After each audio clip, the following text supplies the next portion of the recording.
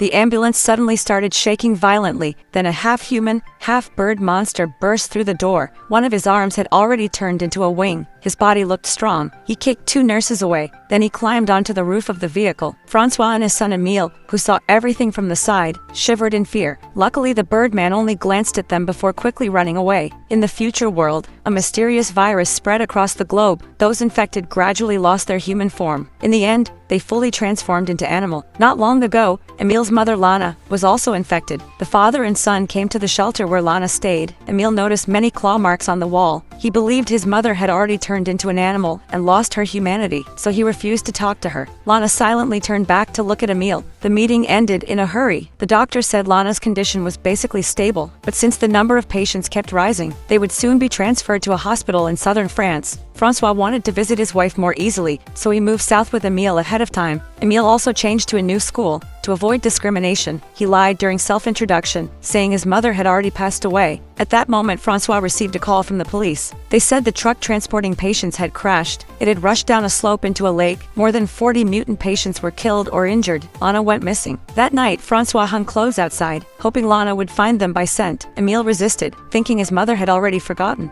The next day, Emile joined a tug-of-war at school. Although he usually looked weak, this time he actually beat 4 kids on the other side. He realized something was changing inside him. Before class even ended, he rushed back home. He used tweezers to pull an animal claw from under his broken nail. He knew he was infected too. Even his spine became more pronounced. A wave of sadness and helplessness overwhelmed him. He crouched in the bathtub, trying to wash away all signs of mutation. That night, he went to a class gathering. To fit in, Emile drank a lot of alcohol. He slipped and fell. The girls quickly gave him some sobering medicine, but Emile couldn't control himself and licked it with his tongue. The others laughed loudly at him. Embarrassed, Emile stood up. He accidentally burped.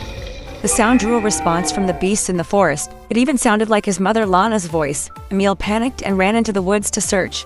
The next day, he woke up by the river. His body was covered with wounds, and there was blood at the corner of his mouth. He rushed home and washed the blood off. Suddenly, he pulled a feather from his throat. It was obvious he had eaten a bird raw last night. Francois took him back into the forest to search for Lana. Emile wanted to know what his father truly thought about Lana turning into an animal. Francois said, "She's still her. Nothing has changed." The answer shocked Emile. Francois had never cared about Lana's appearance. He always loved her. Even if she became a monster, their bond would never change. Emile wondered if one day he also turned into a monster and got lost in the forest. Would his father search for him the same way? Francois felt relieved this time. Emile did not resist finding Lana. Instead, he shouted, "Mom," loudly again and again. They searched the forest all night. The next day, Emile got out of the car alone. He suddenly saw a child mutated into a chameleon climbing in the trees. While he was in shock, a birdman dropped from the sky, attacking Emile.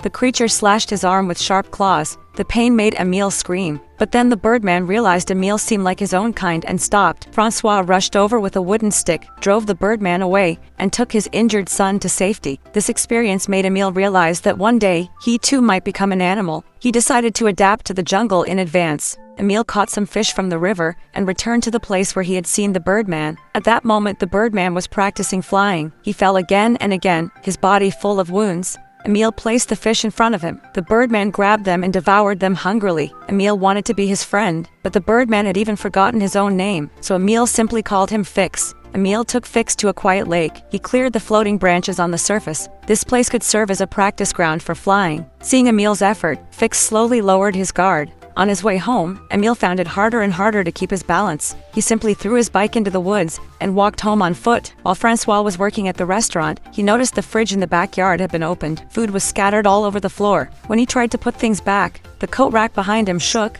as if something was hiding there. Francois thought it might be Lana, but just as he was about to get closer, a mutated human in the form of a walrus rushed out of the shadows, pinning him hard to the ground. At the critical moment, the restaurant's boss lady came to stop the walrus. It turned out that this mutant was her sister, who had been hidden in the restaurant all along. After that, Francois ran into the forest, shouting Lana's name. Sure enough, not far away, he saw Lana completely mutated into a bear, standing silently in place. When she saw Francois, Lana let out a low growl, but out of fear and shock, Francois instinctively took a step back. That one step completely shattered Lana's last hope. She realized her husband could no longer accept her and chose to leave. Francois regretted it deeply. At midnight, he returned to the forest to keep searching. Although he did not find Lana, he discovered Emile's abandoned bike in the bushes. Worried, Francois went home. While unclogging the bathroom sink, he found some animal claws wrapped in hair. Only then did he realize Emile might also be infected. When Emile came home, Francois showed him the claws and questioned him. Emile looked very nervous and refused to let him check. Francois then took out the bike, asking him to ride around, but Emile already knew he could no longer keep his balance. He avoided it again.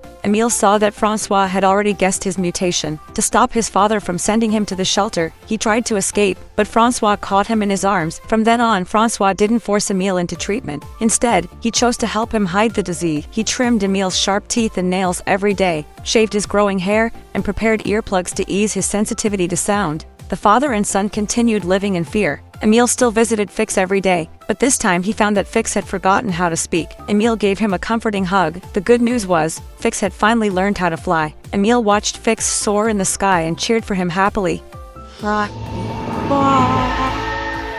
Fix called back in response. When Emile got home, Francois noticed his son hadn't trimmed his nails as promised. To stop him from being caught, Francois grabbed scissors to cut them right away, but Emile refused. Francois said, "If you get caught, it's over. Do you want to die alone?" Emile answered, "The one who will die alone is you." The two of them fought. Emile even bit his father's arm. After Emile calmed down, Francois realized that the choices he forced on his son might not have been what Emile truly wanted. He put the scissors down and let Emile decide for himself. Depressed, Emile went to a party. A girl named Nina, who had always liked him, took him to the cornfield to get intimate. There she saw the thick hair on his back and his protruding spine, but she said nothing, because she had already guessed he was changing. Unfortunately, another boy secretly saw it. Later, when Emile went to the bathroom, the boy pulled out a device that emitted high-frequency sounds. Humans could barely hear it, but for animals, it was torture. Emile immediately covered his ears in pain. He soon lost control and attacked the boy. Panicked, Emile fled the party. A large group of police arrived quickly, wearing stilts, holding hunting rifles, searching the cornfield for the mutant Emile.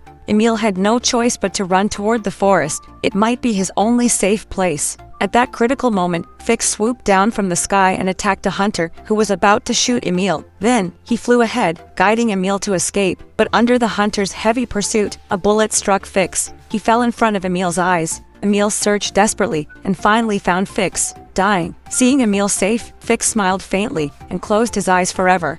As Emile sank into grief and despair, the footsteps of the hunters grew closer. He had no choice but to leave Fix behind and keep running deeper into the forest. When the hunters found Fix's body, they stopped the chase. Emile settled in Fix's nest. When hungry, he ate wild fruit. When thirsty, he drank dew. During his time in the forest, his body changed more and more. He began to show the instincts of hunting birds. His movements grew sharper, and he knew that soon he would fully become a canine-like animal. When Emile started exploring the forest, he discovered a bear's footprint. Following the trail, he arrived at a cave. Inside, he sheltered from the rain and fell asleep against the rocks. At dawn the next day, Emile was woken by the sound of heavy footsteps. He peeked out and saw a massive bear approaching the cave entrance. He knew this bear was his mother Lana. She had followed his scent all the way here. Although she had mutated into a bear, her consciousness was not fully gone. She only wanted to see her son, to look at him one last time. Then she quietly turned away and left. Emile tried to chase after her, but instead, he wandered deeper into the forest. There he discovered all kinds of mutants. The walrus woman, the chameleon child. They all lived peacefully together in this hidden paradise.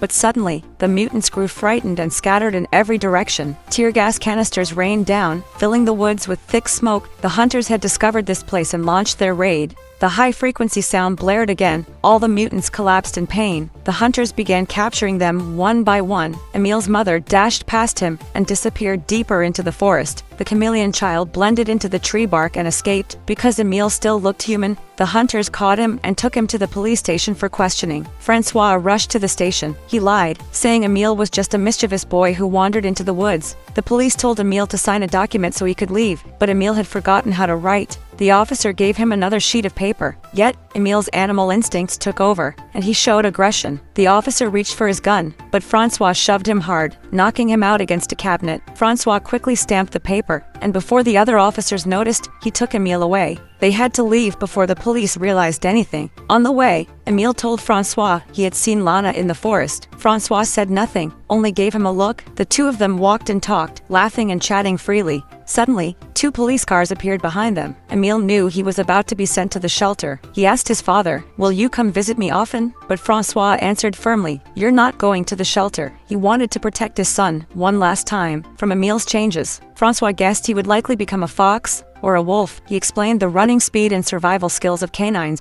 Then Francois led Emile into the restricted zone, determined to return him to the wild before the police could arrive. Emile ran deep into the forest. Francois watched him go, his eyes filled with tears.